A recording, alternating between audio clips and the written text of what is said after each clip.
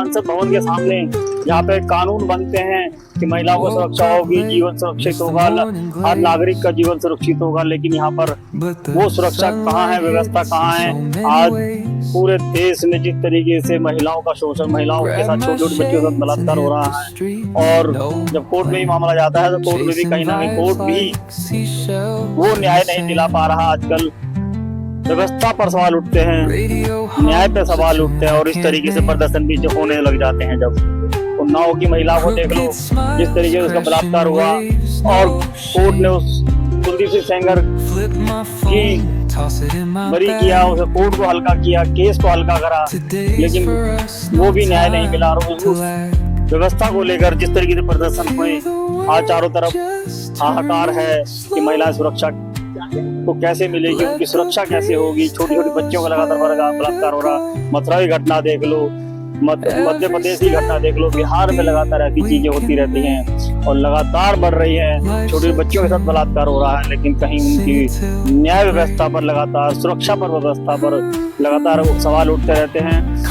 कहने को तो सीबीआई ने कोर्ट को दोबारा कोर्ट में, हाई कोर्ट में अपील करी, लेकिन शायद वो अपील भी, इन्हें इतना भरोसा है कि न्याय मिले ना मिले और वो सब चीजें चलती रहेगी। लेकिन हमारा फर्ज है, इनका फर्ज है कि उनको न्याय व्यवस्था मिले। उन लड़कियों को, उन बच्चियों को न्याय दिलाने के लिए महिलाएं यहाँ पर बैठी हैं और लगातार प्रदर्शन जारी है। दिल्ली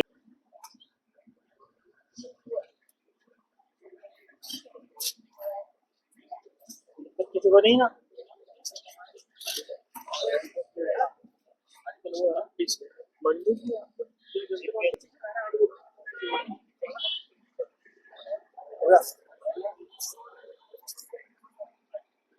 बताएं क्या है यहाँ धरने का जरूरत पड़ी है, क्योंकि सीबीआई ने भी एक चार्जशीट दाखिल करी अलग से फैसले की जांच की। क्यों आप मतलब, देखिए हमें भी, देखिए मैं ये बात पे टिप्पणी नहीं करना चाहती हूँ कि टिप्पणी ये इसलिए नहीं करना चाहती हूँ। सरकार पे भरोसा आपको है, आप बताइए। देश की बेटी को भरोसा है? जिस बेटी के साथ अन्याय हो जाता है, वो उसको गैंगरेप कर दिया जाता है, रेप कर दिया जाता है, उसके घर वालों को मार दिया जाता है, उसको कैसे सरकार पे भरोसा आएगा? व्यवस्था तो उन्हीं की है ना, तो भरोसे की बात नहीं है। हमारी हर देश की बेटी का भरोसा तोड़ा गया है। जी ये बताएं कि जिस तरीके सरकार का रवैया देखा गया शुरू से ही, और आज उन्होंने जो जयशंकर, उन्होंने भी ये कहा है कि जैसे मेरे साथ धोखा हुआ, मेरे साथ ऊपर केस का जो पुष्टि के वो थे, उन्होंने भी ये बयान दिया है, तो ऐसे इनके साथ भी धोखा हुआ है। कुलभूषण सिंह, उसकी बात को कौन सीरियसली लेगा? वो खुद ही एक मोलेस्टर है और एक अब्यूजर है। और आपको लगता है ओलंपिक्स लेके आई बेटियों को झूठ बोलने की जरूरत थी?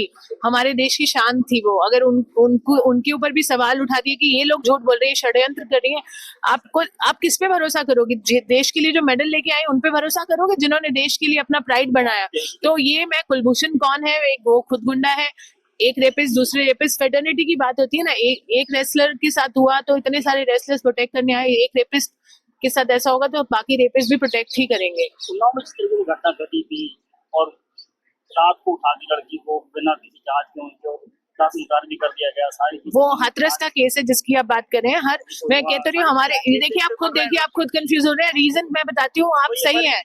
ये इतना कुछ हो रहा है ना हमारे देश में, तो हम लोगों को सांस लेने की फुर्सत नहीं मिलती। ये नया केस सामने आ जाता है। तो हमारे पास ऐसे बहुत सारे एग्जाम्पल है जहाँ न्याय हुआ है, एक नहीं है, हजारों हमारे पास एग्जाम्पल है। इसीलिए आप मेरे पोस्टर पे देखेंगे डॉटर्स ऑफ इंडिया है।